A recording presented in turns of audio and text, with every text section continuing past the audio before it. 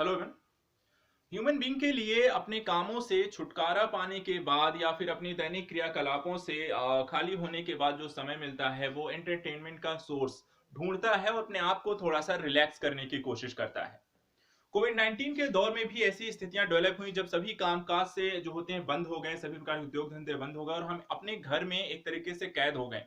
ऐसी स्थिति में मनुष्य डिप्रेशन की स्थिति में भी जा सकता है और बहुत सारी प्रॉब्लम क्रिएट होती हैं।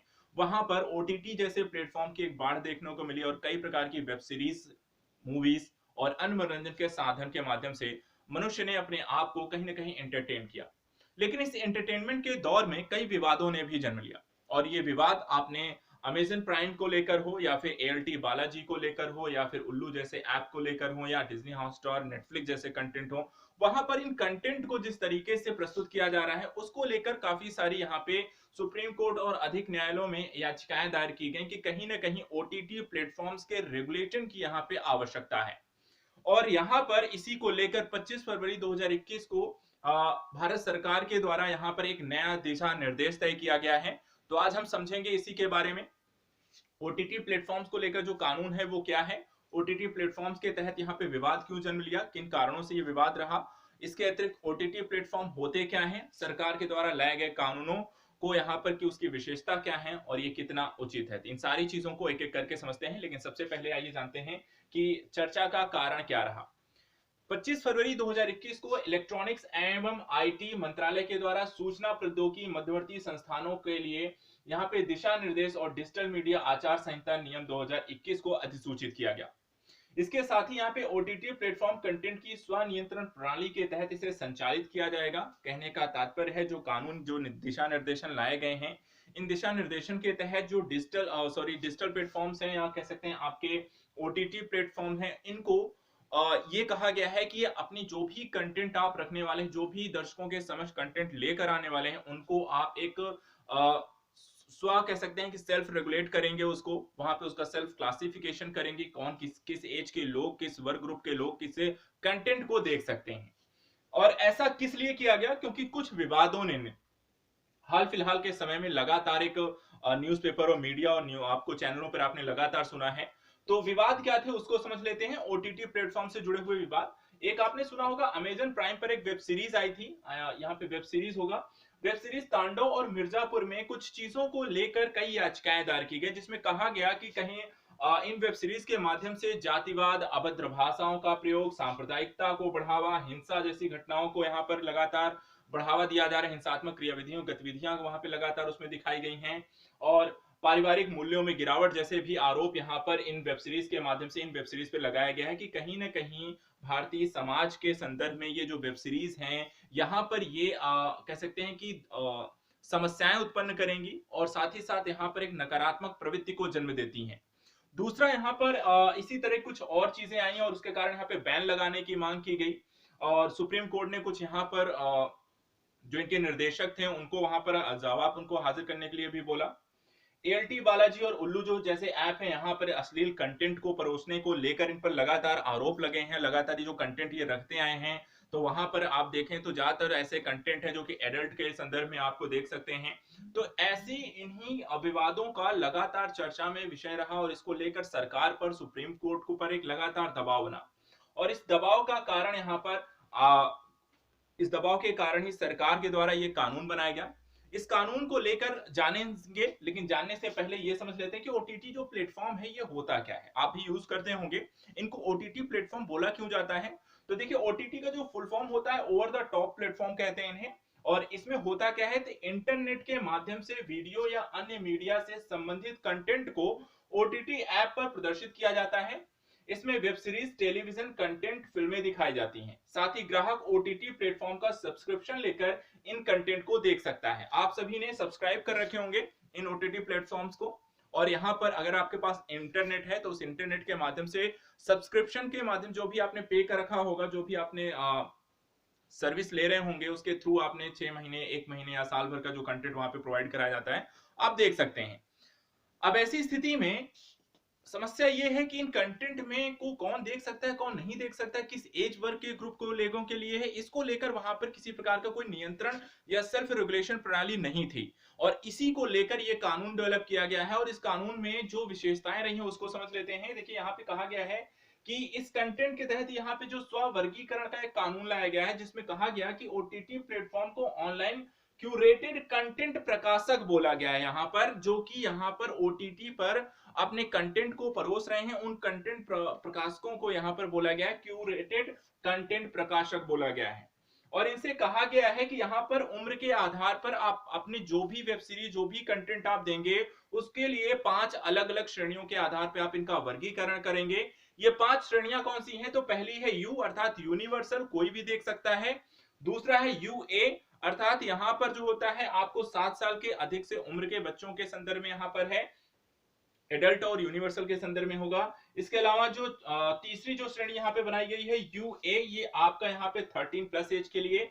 चौथी श्रेणी है यूए जो 16 प्लस एज के लिए है। और पांचवी श्रेणी ए है जिसको एडल्ट, अर्थात यहाँ पे 5 सर्टिफिकेट दिए जाते हैं किसी भी कंटेंट के संदर्भ में। यू है तो उसको यूनिवर्सल कोई भी देख सकता है। अगर यहाँ पर यूए दिया गया है जिसमें 7 plus, UA 16 plus, UA 13 plus, तो यहाँ पर इस एज ग्रुप के लोगों को ही ये कंटेंट आपको मिलेगा। और अगर ए है तो सिर्फ उसे एडल्ट लोग ही देख सकते हैं, अर्थात 18 प्लस लोग ही यहाँ पर इसे देख पाएंगे। तो ये वर्गीकरण को लेकर सेल्फ क्लासिफिकेशन यहाँ पे डेवलप करना है, जो कि प्रकाशक जो कि वहां पे उसे बना रहा है वही इसे निर्धारित करेगा। इसके अतिरिक्त कुछ और नियम इसमें स्पष्ट किए गए हैं इस कानून के तहत, दिशा निर्देशन में। पहली चीज ये कहा गया कि प्लेटफॉर्म को यूए 13 प्लस या उससे ऊंची श्रेणी के रूप में वर्गीकृत कंटेंट के लिए अभिभावक लॉक लागू करने की जरूरत होगी। कि वहां पर अगर आपको 13 प्लस एज के ग्रुप के कंटेंट अगर आपको देखने हैं तो वहां पर आपको अभिभावक को पहले वो देखेगा, और वहां पर जब उसकी अनुमति होगी तभी आप उसे देख सकते हैं। तो इस तरीके के अभिभावक लॉक लागू करने की बात की गई है। इसके अतिरिक्त ए जो श्रेणी बनाई जाएगी एडल्ट वाली के रूप में वर्गीकृत कंटेंट के लिए एक विश्वसनीय उम्र सत्यापन तंत्र विकसित करना होगा। कि 18 प्लस श्रेणी के संदर्भ में आप कैसे जांचेंगे, उम्र सीमा क्या होगी, इसको वहां पे सुनिश्चित करना होगा। 18 प्लस वर्ग के व्यक्ति ही उसे देख पाते हैं, इसको लेकर एक तंत्र आपको विकसित करना है। इसके बाद प्रत्येक कंटेंट के साथ कंटेंट विवरणक में वर्गीकरण रेटिंग का उल्लेख करना होगा। जो एक सर्टिफिकेट आपको मिलता है जो भी आप कंटेंट वहां पे प्रस्तुत करेंगे, और प्रारंभिक जो पहला ही पेज आएगा उसमें आपको लिखा होना चाहिए किस एज ग्रुप के लोगों के लिए ये कंटेंट यहाँ पर है। और साथ ही उपयोगकर्ताओं को कंटेंट की प्रकृति भी बतानी होगी कि किस तरीके का कंटेंट है जो वो देखने जा रहे हैं। तो यहाँ पर इस तरीके की सारी दिशा निर्देशन यहाँ पर आपको तय करता हुआ ये दिखाई देता है। अब बात करते हैं कि इस तरीके के दिशा निर्देशों के पश्चात क्या ये वेब जो भी प्लेटफॉर्म है, क्या इससे रचनात्मकता तो खत्म नहीं होगी? क्या जो प्रकाशक जो अपनी बात कहना चाह रहे हैं, जो क्रिएटिविटी है, क्या वो तो नहीं समाप्त हो जाएगी? क्योंकि ये भी एक बड़ा सवाल है। और दूसरी चीज यहाँ पर ये है कि जो भी वेब सीरीज आपको आई हैं उनको काफी ज्यादा पसंद भी किया गया, जो आरोप लगे तो देखने वाले दर्शक भी हैं उन्हें। तो क्या इस तरीके से एक स्वनियमन प्रणाली के तहत सरकार यदि बहुत ज्यादा यदि नियंत्रण करेगी तो इससे क्रिएटिविटी जो होती है वो खत्म हो जाती है? क्या ऐसा कुछ है, सरकार इस तरह कुछ प्रयास करने की कोशिश कर रही है, या फिर यहाँ पर ये कैसा होगा इस तरीके के दिशा निर्देशन के पश्चात, उसको समझ लेते हैं।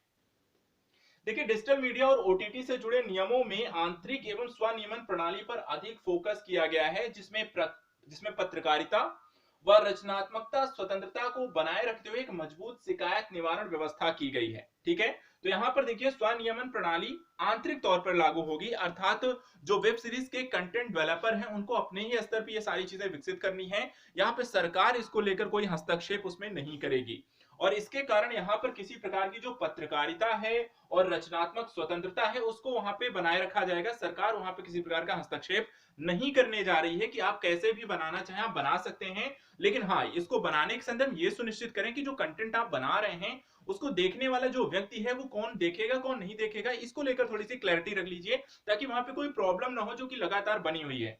तो यहाँ पे सरकार का जो हस्तक्षेप है वो नहीं दिखाई देता है, जो अच्छी बात है। इसके अतिरिक्त प्रस्तावित रूपरेखा प्रगतिशील, उदार और समसामयिक है, तो ये भी एक अच्छी चीज है कि यहाँ पर बहुत ज्यादा कड़े कानून लेकर नहीं आए गए हैं कि वहां पर पूरी तरीके से किस तरीके कंटेंट सरकार बनाने को कह रही है, किस तरीके कंटेंट नहीं बनाने हैं, तो उसको लेकर कोई वहां पे बहुत कड़ा रुख यहाँ पे सरकार ने इस कानून में नहीं अपनाया है।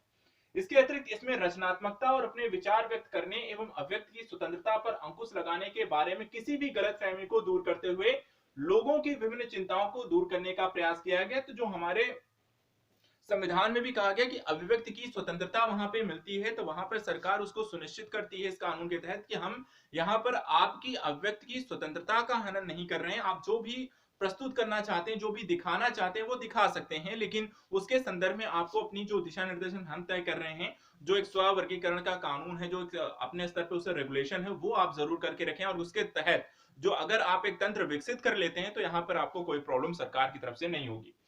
इसके अतिरिक्त इंटरनेट पर कोई सामग्री देखने और किसी थिएटर एवं टेलीविजन के दर्शक के बीच अंतर को ध्यान में रखते हुए दिशा निर्देश तैयार किए गए हैं। इस तरीके से ये पूरा प्रोजेक्ट यहाँ पर ये जो नया कानून लाया गया है, इसमें सारी चीजों को स्पष्ट कर दिया गया है।